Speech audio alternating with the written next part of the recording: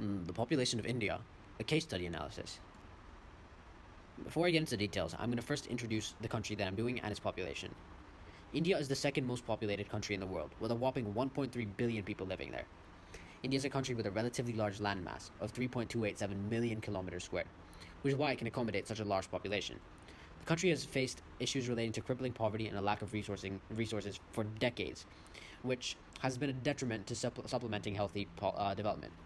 With this in mind, an effective population policy needs to be implemented that will tackle demographic and population-related issues that the country is dealing with.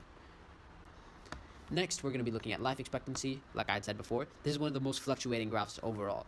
However, most of these impacts were caused by physical and human factors and were very short term. In fact, some of the more drastic declines were only lasting 1 year and no longer than that. Evidently, as time passed, India managed to handle all of these issues that were happening before, with droughts, wars, rebellions, outbreaks, etc., causing a steady rise of the life expectancies after the extreme impacts of the Spanish flu of 1918. India's developing infrastructure has allowed them to cope with natural disasters and physical factors with ease, as opposed to in the 19th and 20th centuries as well, which is what has supplemented this development. Next, we're going to be looking at the total fertility rates of India from 1800 to 2020. This graph also shows several fluctuations. However, these were not short-term, and they were more consistent. There were a plethora of factors which had influenced fertility rates in India from the 1800s to current day. Globally, from the Industrial Revolution onwards, several advancing countries have faced decreasing fertility rates as human factors and variables of economic modernization, like urbanization, education levels across society increasing, and literacy rates being improved, have gradually affected the number of women willing to conceive multiple or just one child or children. Next, we're going to be looking at population pyramids. These three figures show the course of 1 century from 1960 to 2060, with the 2060 graph being a projection based on modern statistics. The first graph shows post-Liberty baby booms and very high birth rates, and an indentation right afterwards caused by very high death rates in the 1940s, which was largely caused by the India-Pakistan partition.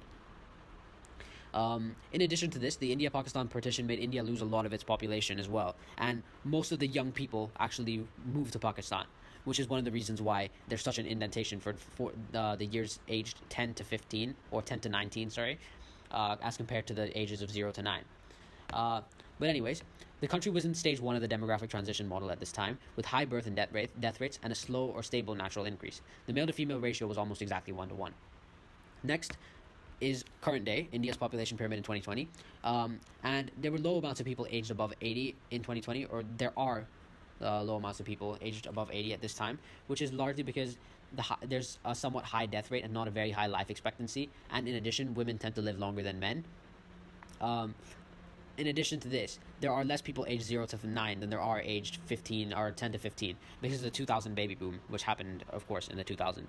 But anyways, there are much lower birth rates as opposed to the baby boom before, which is what has caused such a significant indentation. And as we can see here, the country is in stage 3 of the demographic transition model, with a falling birth rate and a gradually falling death rate as well. Natural increase rates are also beginning to slow down, and the male to female ratio is about 1 to 1, though there are much more young men than women and much more old women than old men. And next, we're going to be looking at India in 2060. India's population pyramid in 2060 is gradually starting to look like an upside-down pyramid, because as life expectancy improves, fertility rates and birth rates are significantly worse than they used to be. With this in mind, the pyramid is gradually beginning to flip upside down, resembling the 4th stage of the demographic transition model, though some dents and imperfections have been caused by past baby booms. Next, we're going to be looking at the population density and distribution. As we can see in this figure, India has not had its population evenly distributed amongst several regions, and this is for there are many valid reasons for this. First of all, Jammu and Kashmir has been disputed between India, China, and Pakistan since the partition of India in 1947. With this in mind, what used to be one of the most populated regions of India is now sparsely populated because of how much warfare is going on there and how many Indian militia forces are there, as well as Pakistani and Chinese militia forces who are trying to reclaim the land for themselves. In addition, similarly to Jammu and Kashmir, Arunachal Pradesh has also been disputed between India and China since the 1940s, when Jawaharlal Nehru was still in power. With this in mind, of course, there's not many people living there. Next, Rajasthan and Gujarat, they are also very sparsely populated, because within Rajasthan and Gujarat is the Thar Desert, which is the largest desert in India. Naturally, India is not like and not anything like Dubai. There's no advanced infrastructure there, which allows like many people to live there, which is likely why most people, rather than living in Rajasthan and Gujarat, migrate to the nearby states like Uttar Pradesh, Bihar, and Haryana, where there are large cities which are much more promising for them than the sparsely populated areas. Uh, Lastly, areas in central India like Chhattisgarh and Odisha are very dangerous to live in, as they're home to Naxalite Maoist insurgency, which is basically a armed militia or like armed conflict, and they're rebelling against the government, and no one wants to be involved with that kind of conflict, so they steer clear from that. Lastly, South India has the much higher education levels as opposed to the rest of India, which is what makes people less willing to have as many children as they do, because families take more pride in a healthy economic status. As we've also seen in the fertility rate graphs from before, um, rising education rates are also a large reason why fertility rates have gradually begun to decrease. Next, we're going to be looking at my population plans for two of the main issues. So the first issue that we're going to be looking at is the lack of distribution, as seen in the graph before. And basically, if this issue is not acknowledged, the issue may escalate, severely overcrowding major cities of India and leaving other regions empty, as residents have nowhere else to go. Rural areas are not sufficiently developed in many parts of India, to the point where it's like many people are living in horrible conditions and crippling poverty with no access to education or clean water. With this in mind, developing these areas will quite literally make space for the people of India to spread out. This can be achieved by focusing roughly $80 billion of India's annual $480 billion budget on developing settlements in the Thar Desert. And I chose this number because it's almost exactly the same number that the United Arab Emirates government used, or the monarchy used to develop Dubai from what used to be an arid, isolated like desert like town into a first world, or not necessarily first world, but very developed and very significant technologically advanced city. Next, handling the armed conflict in Odisha and encouraging families to relocate from their like agricultural belt to some of the more like unoccupied regions will help to encourage population distribution evenly, while simultaneously urbanizing the underdeveloped regions. This proposal will likely be an effective way of tackling the lack of population distribution across all unoccupied regions, as it will make said regions suitable to sustain India's large population.